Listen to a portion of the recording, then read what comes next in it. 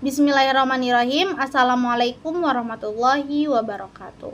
Perkenalkan, nama saya Hilda Midasyani dari AFI 4B dengan NIM 2313100024. Di sini saya kembali untuk menjawab beberapa pertanyaan yang sudah dosen saya siapkan sebelumnya pada mata kuliah Teologi Pembangunan. Langsung saja untuk pertanyaan yang pertama, jelaskan bagaimana tauhid dapat menjadi landasan ekonomi dan politik. Yang pertama untuk tauhid sebagai sebagai dasar ekonomi. Tauhid mengajarkan bahwa semua yang ada di dunia ini adalah milik Allah dan manusia hanya bertugas mengelolanya dengan baik dan adil sesuai aturan agama. Dalam ekonomi, semua kegiatan seperti bekerja dan berdagang dianggap sebagai ibadah. Jadi harus dilakukan dengan jujur dan adil. Sistem ekonomi Islam tidak membolehkan riba, penipuan, atau pengambilan keuntungan yang tidak adil. Tauhid juga mengajarkan supaya kekayaan dibagikan secara merata lewat zakat dan sedekah agar tidak ada yang miskin. Ekonomi Islam berusaha menyeimbangkan kepentingan orang per orang dan masyarakat serta menjaga agar kebutuhan manusia dan akhirat terpenuhi. Kemudian tauhid sebagai dasar politik.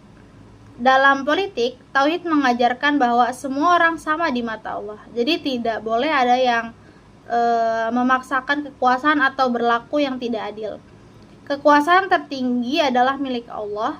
Jadi pemerintahan harus bertanggung jawab agar tidak menyalahgunakan kekuasaan dalam kekuasaan itu.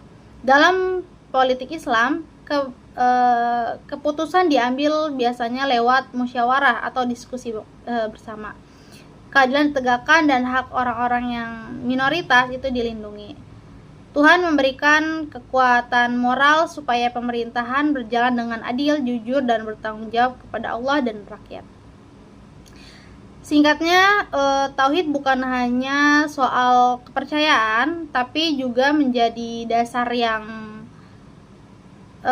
mengatur cara kita menjalankan ekonomi dan politik supaya adil, sejahtera, dan mendapat berkah dari Allah Subhanahu wa Ta'ala. Lanjut ke pertanyaan yang kedua. Jelaskan bagaimana tauhid dapat menjadi pondasi penataan lingkungan, kota, dan hidup.